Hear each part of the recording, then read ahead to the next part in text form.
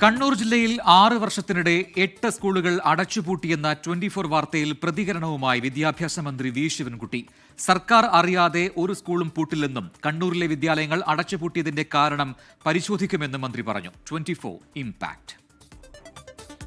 കണ്ണൂർ ജില്ലയിലെ 8 എയ്ഡഡ് സ്കൂളുകൾ പൂട്ടിയെന്ന വാർത്ത 24 ഇന്നലെയാണ് പുറത്തുവിട്ടത്. അതിൽ 3 മുഖ്യമന്ത്രിയുടെ മണ്ഡലത്തിലാണ്. വിദ്യാർത്ഥികളില്ലാത്തതാണ് 8 സ്കൂളുകളും പൂട്ടാൻ കാരണം. വിദ്യാലയങ്ങൾക്ക് താഴെ വീണതിന് കാരണം മാനേജ്മെന്റിന്റെ അലംഭാവമാണെന്ന ആക്ഷേപവും ഉയർന്നിരുന്നു.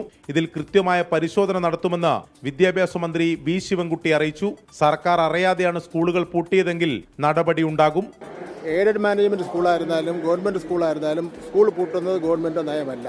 കണ്ണൂർ ജില്ലയിലെ ചില സ്കൂളുകളുടെ കാര്യമാണ് ഇത് പറയുന്നത്. അതിനെ സംബന്ധിച്ചൊരു അടിയുന്ന റിപ്പോർട്ട് ഞാൻ ആവശ്യപ്പെട്ടിട്ടുണ്ട്.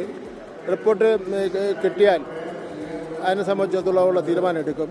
ഗവൺമെന്റ് അറിയാതെ പൂട്ടിയിട്ടുണ്ടെങ്കിൽ പൂട്ടിയ സ്ഥാപനങ്ങൾക്ക് അതിനുള്ള പൂട്ടിയതിനുള്ള അംഗീകാരം കൊടുക്കുന്ന പ്രശ്നമേ ഇല്ല.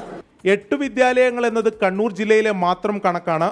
എയ്ഡഡ് സ്കൂളുകൾക്ക് പൂട്ടുവീഴുന്നതിൽ സംസ്ഥാനതല പരിശോധന ആവശ്യമാണ്. 24 കണ്ണൂർ.